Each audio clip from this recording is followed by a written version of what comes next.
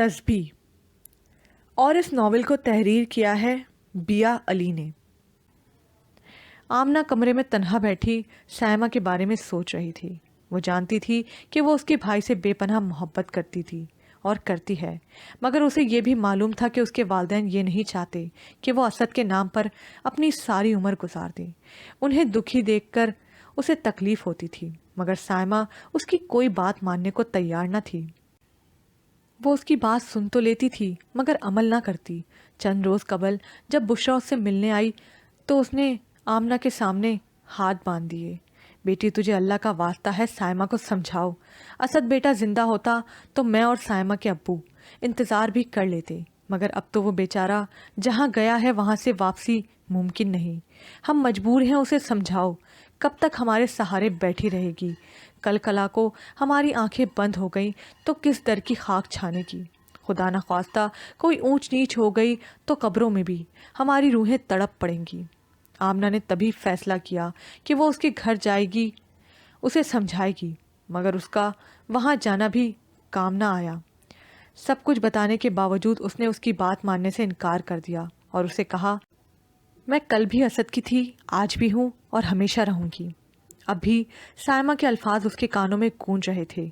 وہ کیا کرے، کدھر جائے؟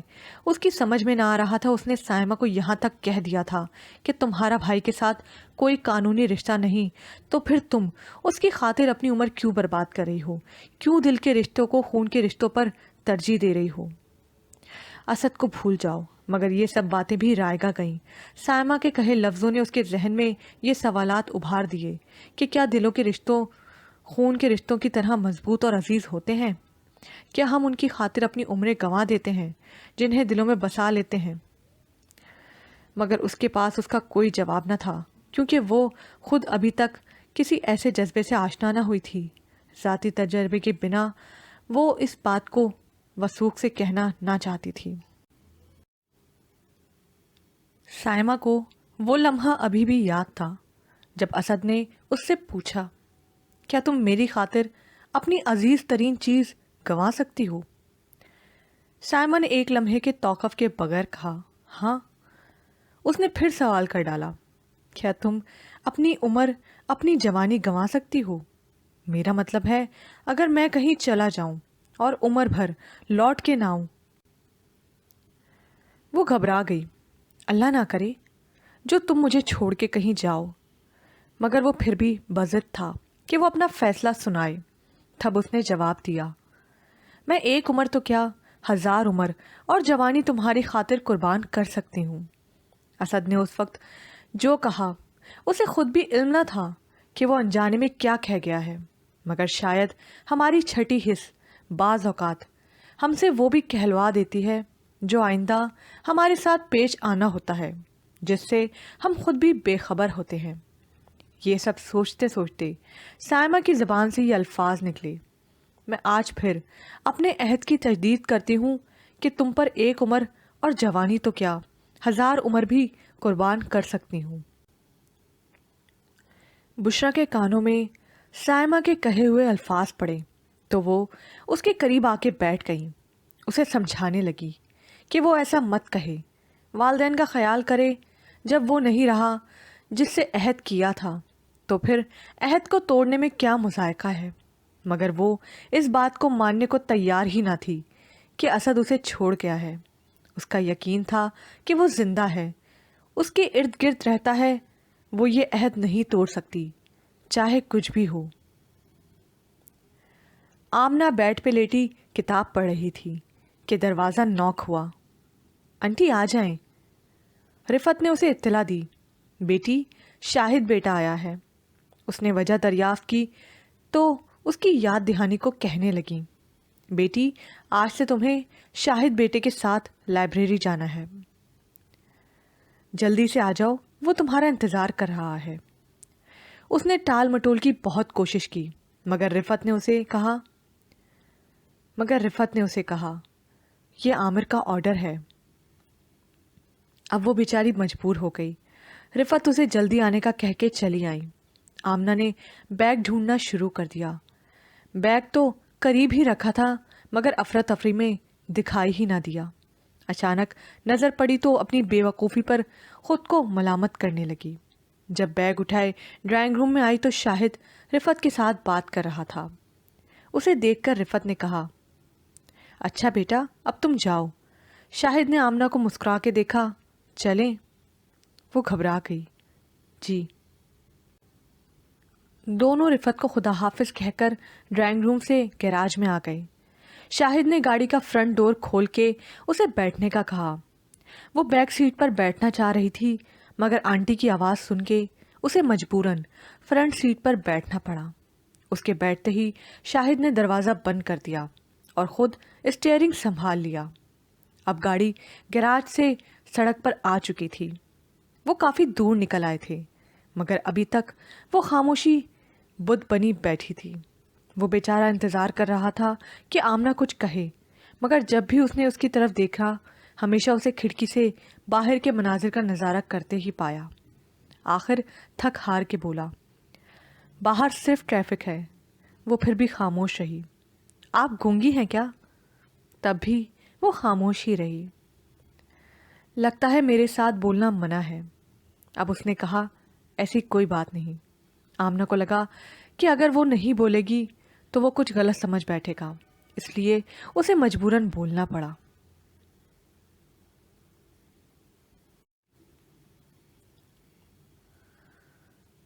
شکر ہے آپ بولی، ورنہ میں تو سمجھا تھا آپ نے چپ کا روزہ رکھا ہوا ہے یا میرے ساتھ ہم کلامی کرنے سے منع کیا گیا ہے۔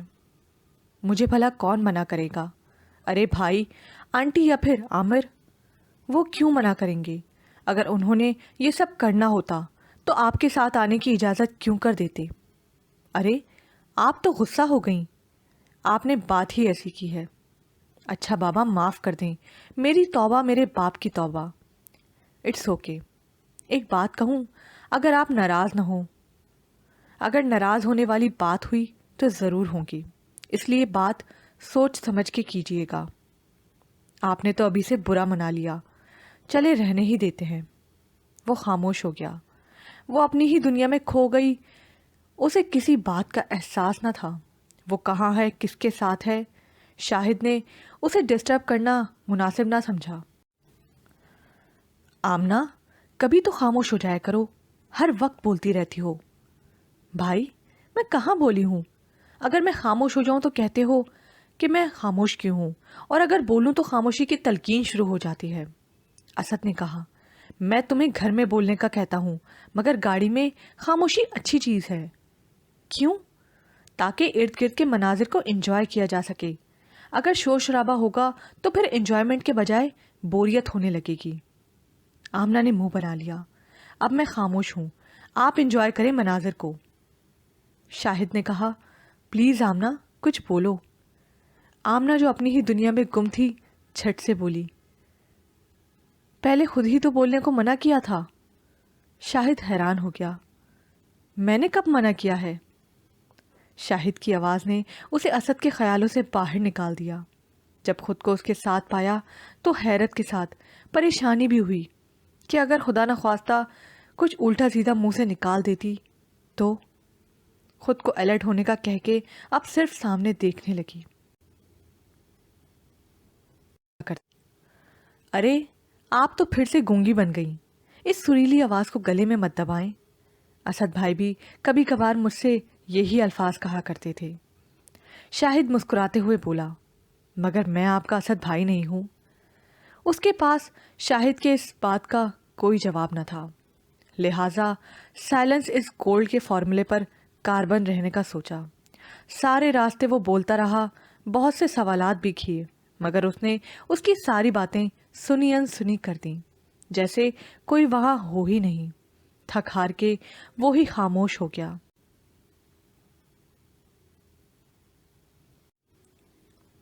لائبریری کا راستہ ختم ہوتے ہی اس نے سکھ کا سانس لیا۔ اب دونوں اسلامک بکس لیے اپنی اپنی ٹیبل پر بیٹھے مطالعہ کر رہے تھے۔ اس کے بعد شاہد کا یہ معمول بن گیا، روز اسے پک کرتا، دونوں کتابیں چھانتے اور پھر اسے ڈراپ کر کے گھر چلا آتا۔ اکثر وہی بات چیت کا آغاز کرتا، 10-15 منٹ بولتا اور پھر کوئی جواب نہ پا کے خاموش ہو جاتا مگر ہر روز وہ یہ امید لیے ہوتا کہ جلد ہی وہ اس خاموشی سے نکل آئے گی اور پھر اتنا بولے گی اسے بھی کہ اسے بھی اسد کی طرح کہنا پڑے گا، ارے بابا اب بولنا بھی بند کرو یا یوں ہی نان سٹاپ گاڑی کی طرح چلتی جاؤ گی۔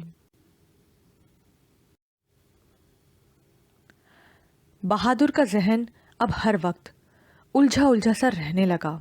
اس کے اندر ایک جنگ ہو رہی تھی، جسم اور روح کی جنگ، ظلم اور رحم کی جنگ، نیکی اور بدی کی جنگ، صحیح اور غلط کی جنگ، اچھے اور برے کی جنگ، سچے اور جھوٹے کی جنگ، جنت اور دوزخ کی جنگ۔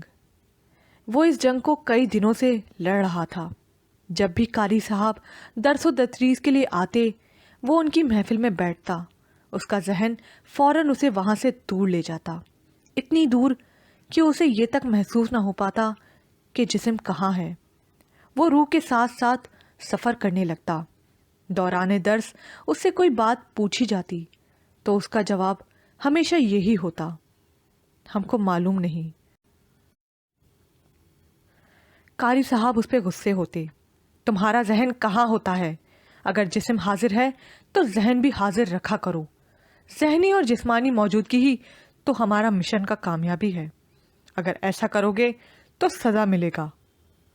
وہ آئندہ ایسا نہ کرنے کا کہہ کے اپنی جان خلاصی کروا لیتا، مگر وہ اس کے باوجود بھٹک جاتا، الجھی راہوں میں، بکھرے راستوں میں۔ اس نے کئی بار فائرنگ کے دوران غلط نشانہ لیا، حالانکہ وہ بہت اچھا شوٹر سمجھا جاتا تھا۔ دوڑ کے دوران بھی وہ پیچھے رہنے لگا۔ دوڑتے اکثر وہ چلنے لگتا، کیونکہ سوچے اسے جکڑ لیتی اور اسے دوڑنے سے روک دیتی۔ جوڈو، کراٹے، ہرڈل اور جمپنگ میں بھی اس کی کارکردگی متاثر ہو رہی تھی۔ وہ اب پہلے کی طرح جوشیلا بھی نہ رہا تھا، حالانکہ اس کی عمر 14-15 سال کے لگ بھگ تھی، مگر اس کی مہارتوں کے سب گن گایا کرتے تھے۔ اب سبھی اس سے اس کی بری کارکردگی کی وجہ معلوم کرتے، مگر وہ کسی کو کیا بتاتا کہ اس کے ساتھ کیا ہو رہا ہے۔ رات کافی بیت چکی تھی، مگر وہ ابھی تک سوچوں میں گم تھا۔ اسے ان لوگوں کا سوچ کے خوف آ رہا تھا جو آج نہیں تو کل اس کے خودکش حملے کی نظر ہونے جا رہے تھے۔ ان کی آہو پکار لاشیں اسے یہ کہہ رہی تھی، تم قاتل ہو، تم دوزخی ہو، تمہاری گردن پہ ہمارا خون ہے۔ مرنے والوں کے ورثہ اسے بددعائیں دیتے صاف دکھائی دینے لگے، اور وہ ایک دم خوف سے چیخ اٹھا۔ اس کی چیخ سے اکبر کی آنکھ کھل گئی۔ اسے جاگتا دیکھ کے پوچھنے لگا، کیا بات ہے، تم ابھی تک جاگ رہے ہو؟ بہادر نے کچھ نہیں کہہ کے اسے آرام کرنے کا مشورہ دیا، مگر دوست کو پریشان اور اداس دیکھ کر وہ خود بھی اٹھ بیٹھا۔ اس کے قریب آ کے پھر سے پوچھنے لگا، آخر بات کیا ہے؟ تم ہم کو بتاتا کیوں نہیں؟ ہم کو بتاؤ، تمہیں معلوم ہے تمہارا انہی باتوں کی وجہ سے وہ تمہیں سزا دینے کے بارے میں سوچ رہا ہے۔ بہادر نے بے رخی اور لاپرواہی سے کہا، دیتا ہے تو دے دے، ہم یہ سب نہیں کرے گا۔ کیا نہیں کرے گا؟ ہم بے گناہوں اور مظلوموں کو نہیں مارے گا۔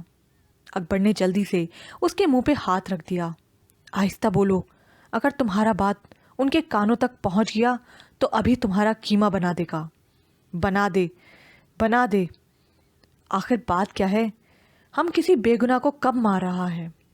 بہادر نے اب اپنی تمام توجہ اس کی طرف مرکوز کرتے ہوئے سمجھانے کے انداز میں کہا، اکبر، ہم بھی پہلے یہی سوچتا تھا، مگر اب ہم کو علم ہو گیا ہے کہ ہم جہاد نہیں کر رہا، ہم تو بے گناہوں کو قتل کر رہا ہے، ہم انسانیت کا قاتل ہے۔ ایسا لوگ جنت کا حقدار کیسے ہو سکتا ہے؟ اکبر نے اس کی باتیں سنی انسنی کر دیں۔ تم تو بالکل پاگل ہو گیا ہے، ہمارا خیال ہے تم کو آرام کا سخت ضرورت ہے، سو جاؤ، صبح 4 بجے اٹھنا بھی ہے، سو جاؤ، پاگل نہ بنو۔ اس نے لیٹتے ہوئے پھر پاگل کا لفظ دہرایا۔ بہادر کو اور بھی غصہ آ گیا، پاگل ہم نہیں تم سب ہے، پاگل تو ہم پہلے تھا، اب تو ہوش میں آیا ہے۔ اے میرے اللہ، یہ کیوں ہوا؟ میں کیوں ان لوگوں کے ہاتھ لگ گیا؟ کتنا اچھا ہوتا جو میں اماں کے پاس ہوتا۔ کہتا ہے سو جاؤ، ہم کیسے سو جائے؟ ہمارے آنکھوں کے سامنے لوگوں کو قتل کرنے کا پروگرام بن رہا ہے اور ہم سو جائے؟ تم سو آرام سے۔ وہ بڑبڑائے جا رہا تھا۔ اکبر اس کی کسی بات کو نہ سن رہا تھا۔ وہ تو کب کا نیند کی آغوش میں جا چکا تھا۔ بہادر کا بھی جی چاہا کہ وہ سو جائے، مگر لیٹنے کے باوجود نیند نہ آ رہی تھی۔ وہ پھر سے بے فکر ہو جانا چاہتا تھا، لاپرواہی کی گود میں سر رکھ کے سونا چاہتا تھا، مگر بے فکری، لاپرواہی، سکون اس سے روٹ چکے تھے۔ کئی دن اس کی یہی حالت رہی، کوئی بھی اس کی اس حالت سے بے خبر نہ رہا تھا، مگر یہ سوچ کے سب انسٹرکٹرز چپ تھے کہ جلد ہی یہ ذہنی حالت جاتی رہے گی اور وہ پھر سے پہلے کی طرح ہو جائے گا۔ ایک بار گل خان نے سیف الرحمان سے کہا، کیوں نہ اس لڑکے کو اب کی بار خود کش حملے کے لیے بھیج دیں؟ سیف الرحمان نے اسے مشورہ دیا، ایسا غلطی مت کرنا، اگر یہ بھاگ گیا، آج کل باغی ہوا ہے، باغی ہمیشہ بغاوت کرتا ہے، کچھ دن کا بات ہے، ٹھیک ہو جائے گا۔ گل خان نے اس کی بات سے اتفاق کیا۔ جب بہادر کی حالت نے سدھرنے کا نام نہ لیا تو انہوں نے اس کے لیے زیادہ سے زیادہ مشقت کروانے کا فیصلہ کیا۔ اسے جو ذرا سا بھی فرصت کا لمحہ ملتا وہ اسے کسی نہ کسی کام پر لگا دیتے، اور آخر انہوں نے اس کی مستقل پانی بھرنے کی ڈیوٹی لگا دی۔ اب وہ فرصت کے لمحات میں 2 گھڑی آرام کرنے کے بجائے پہاڑی کے پار ندی سے پانی بھرنے جانے لگا۔ گو کہ وہ روز وہاں سے دور نکل آتا تھا، مگر اس نے کبھی بھاگنے کا سوچا بھی نہ تھا۔ ایک وجہ تو یہاں کے راستوں سے لا علمی تھی، کیونکہ ہمیشہ انہیں صرف سینٹر کے اندر رکھا گیا تھا۔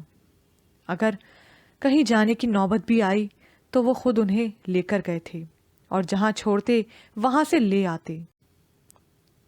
دوسری وجہ جو اسے فرار ہونے کی سوچ تک نہ آنے دیتی تھی وہ یہ تھی کہ وہ جانتا تھا اس پورے علاقے میں ان کے آدمی پھیلے ہوئے ہیں، اس لیے وہ زیادہ دور نکل نہ پائے گا کہ پکڑا جائے گا۔ انہی باتوں کو سوچ کر وہ چپ چاپ اپنا کام کرتا اور واپس لوٹ آتا۔ انہوں نے اس کے لیے جو سزا تجویز کی وہ بھی اسے ان سوچوں سے نکالنے میں ناکام رہی۔ البتہ اس سے اتنا فرق ضرور پڑا کہ وہ اس قدر تھک جاتا کہ لیٹتے ہی آنکھ لگ جاتی، جس نے ان کو اس بات کی تسلی دلا دی کہ وہ اب بدل رہا ہے اور جلد پہلے جیسا ہو جائے گا۔ گل خان اور سیف الرحمان تقریباً روز ان تنگ و تاریک راستوں سے گزرتے ہوئے اس اندھیری کوٹری میں جاتے، ٹارگیٹ ایریا معلوم کرتے، اور جب لوٹتے تو سینکڑوں لوگوں کے لیے موت کا پیغام لے آتے۔ ایک دن بھی نہ گزرتا کہ لاشوں کے ڈھیر لگ جاتے۔ آہو پکار، درد، چیخوں اور فریادوں کی صدائیں گونجنے لگتیں۔ خبر نشر ہونے لگتی کہ فلاں مقام پر خودکش حملہ ہوا ہے۔ حملہ آور 16-17 سال کا نوجوان تھا۔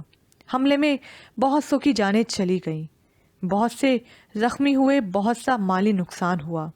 ادھر یہ خبریں تھیں تو ادھر نعرہ تکبیر بلند ہوتا، خدا کا شکر ادا کیا جاتا اور نئے منصوبوں کی تیاری کی جاتی۔ نئے حملوں کے لیے جن کے ناموں کا اعلان کیا جاتا انہیں ان کے دوست جنتی اور خوش نصیب کے القابات سے نوازتے، اور جس روز انہیں اپنے مشن کے لیے جانا ہوتا وہ ان کے لیے عید کا دن ہوتا۔ صبح صبح اٹھتے، نہاتے، صاف ستھرا لباس پہنتے، نماز ادا کرتے، نوافل پڑھتے، دوستوں سے ملتے اور مبارکباد وصول کر کے گاڑی میں بیٹھتے اور مقررہ مقام پر پہنچ جاتے۔ قریب کی مسجد یا تنگ و تاریک گلی میں خود کو حملے کے مواد سے لیس کرتے اور چند ہی لمحوں بعد سینکڑوں انسانوں کو موت کی گھاٹ اتار دیتے اور کئی کو زخمی کر دیتے۔ بہت سا مالی نقصان ہو جاتا۔ پورے ملک میں خوف و ہراس پیدا کر کے خود بھی اس جہان فانی سے رخصت ہو جاتے، مگر جاتے ہوئے اپنا پورا جسم بھی اپنے ساتھ نہ لے جا سکتے۔ سر کہیں ہوتا تو ٹانگ کہیں، بازو کہیں ہوتا تو دھڑ کہیں۔ جاتے ہوئے اپنے جسم کے ٹکڑوں کو بھی لیبارٹری میں معائنے کی نظر کر دیتے۔ خود کو جنت کا حقدار سمجھنے والا جانے کس کا حقدار بنتا، ہاں البتہ لوگ اسے بددعائیں ضرور دیتے، لوگوں کی نظر میں جہنمی تو ساتھیوں کی نظر میں جنتی، جانے اصل میں کیا تھا۔ البتہ ایک خوش فہمی جاتے ہوئے اس کے ساتھ ضرور تھی۔ خودکش حملہ آور جانے سے قبل قاری صاحب سے جہاد کی اہمیت اور قدر و فضیلت کے بارے بہت سی باتیں ضرور سن کر جاتا، اور سارے راستے انہی میں کھویا اپنا سفر طے کرتا تھا۔ ان کا اثر اس کے مرنے تک رہتا۔ اورنگزیب بھی قاری صاحب کا ساتھ دیتا، جو خود 5ویں فیل تھا اور اسلام کے بارے میں زیادہ نہ جانتا تھا۔ جہاد کی اہمیت اور فضیلت پر یوں روشنی ڈالنے کی کوشش کرتا جیسے وہ کوئی اسکالر ہو۔ شہید کا مقام و مرتبہ، آئندہ زندگی کی نوید، جنت کا نقشہ اور اس میں داخلے کی شان اس طرح سے بیان کرتا کہ جانے والا خود کو خوش نصیب کے سوا کچھ اور سمجھنے کو تیار ہی نہ تھا۔ اسے بتایا جاتا کہ وہ اپنے اور اپنے والدین کے لیے کامیابی خریدنے جا رہا ہے، اس لیے جان کا سودا ایک سستا سودا ہے، نرخ کم اور چیز قیمتی ہے۔